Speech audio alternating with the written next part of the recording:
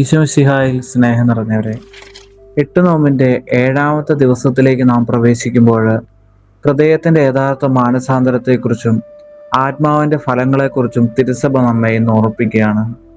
ഇന്നത്തെ സുവിശേഷ ഭാഗത്തിൽ സ്നാപക യോഹന്നാൻ ജനങ്ങളോട് ആവശ്യപ്പെടുന്നത് മാനസാന്തരത്തിന് യോജിച്ച ഫലങ്ങൾ പുറപ്പെടുവിക്കുവാനാണ്.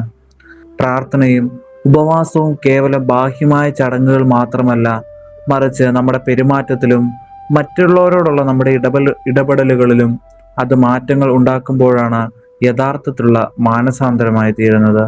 പൗലോസ്ലീഹ നമ്മെ ഓർമ്മിപ്പിക്കുന്നത് പോലെ നമ്മുടെ ജീവിതത്തിൽ ദേഷ്യം, അസൂയ, സ്വാർത്ഥത തുടങ്ങിയ ജഡത്തിന്റെ ദുരാശകളെയൊക്കെ മാറ്റി നിർത്തി സ്നേഹവും സന്തോഷവും സമാധാനവും ക്ഷമയും ദയയും ആത്മസംയമനവും തുടങ്ങിയ ആത്മാവിന്റെ ഫലങ്ങളൊക്കെ നിറയ്ക്കുവാനാണ് നമ്മെ ഓർമ്മിപ്പിക്കുന്നത്.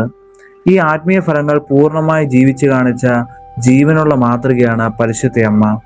ദൈവമാതാവെന്ന വലിയ പദവി ലഭിച്ചിട്ടും സ്വന്തം സുഖങ്ങൾ മാറ്റിവെച്ച് ഗർഭിണിയായ എലിസബത്തിനെ ശുശ്രൂഷിക്കുവാൻ അമ്മ ഓടിയെത്തുന്നുണ്ട്.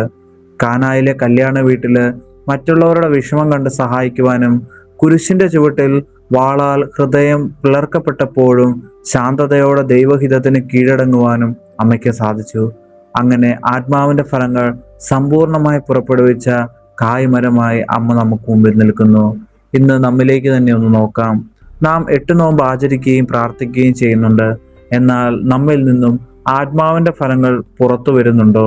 നമ്മുടെ ഉള്ളിൽ ഇപ്പോഴും ദേഷ്യവും പകയും അസൂയയുമാണുള്ളതെങ്കിൽ നമ്മുടെ നോമ്പും പ്രാർത്ഥനയും ഒക്കെ അപൂർണമാണ്. അനാവശ്യമായ ചിന്തകളെയൊക്കെ മാറ്റിവെച്ച് പരിശുദ്ധാത്മാവിന്റെ വഴിയിലൂടെ നടക്കുവാൻ വേണ്ടി അമ്മ നമ്മെ ഓർപ്പിക്കുന്നുണ്ട്. ഒരു ചെറിയൊരു പ്രാർത്ഥന. ആത്മാവിന്റെ ഫലങ്ങൾ നിറഞ്ഞ പരിശുദ്ധ അമ്മേ, ബാഹ്യമായ പ്രാർത്ഥനകളിൽ മാത്രം ഒതുങ്ങി നിൽക്കാതെ യഥാർത്ഥമായ മാനസാന്തരത്തിലൂടെ സ്നേഹവും ക്ഷമയും നിറഞ്ഞ ഹൃദയത്തോടെ ജീവിക്കുവാൻ ഞങ്ങളെ പഠിപ്പിക്കണമേ.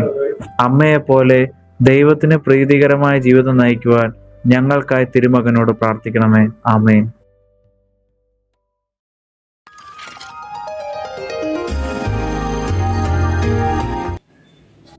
ഡിജിറ്റൽ യുഗത്തിലെ സുവിശേഷ പ്രഘോഷണത്തിനും വചന പഠനത്തിനുമായി വചനവയൽ ഒരുക്കുന്ന ആപ്പ് ബിബ്ലിയ.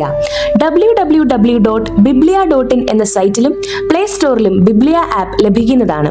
ഉൽപ്പത്തി മുതൽ വെളിപാട് വരെ ഇംഗ്ലീഷിലും മലയാളത്തിലും ഒരു വർഷം കൊണ്ട് ബൈബിൾ മുഴുവനും വായിക്കുവാൻ സഹായിക്കുന്ന ബൈബിൾ നഴ്സറി, സഭയെ അടുത്തറിയുവാനുള്ള സഭാ കളരി, വിഷയാധിഷ്ഠിതമായി വീഡിയോകൾ ലഭിക്കുവാനും അപ്ലോഡ് ചെയ്യുവാനും സഹായിക്കുന്ന വീഡിയോ ഹബ് വീഡിയോ ബുക്ക്, 3 ലക്ഷത്തിൽ പരം ചോദ്യോത്തരങ്ങളുടെ ശേഖരമുള്ള 250-ൽ പരം ഈ ബുക്കുകളുടെ പുസ്തകശാല, ഒരേ സമയം 100 കണക്കിന് ക്വിസ് മത്സരങ്ങൾ സംഘടിപ്പിക്കുവാൻ സഹായിക്കുന്ന ക്വിസ് പ്ലാറ്റ്ഫോം ദബാർ.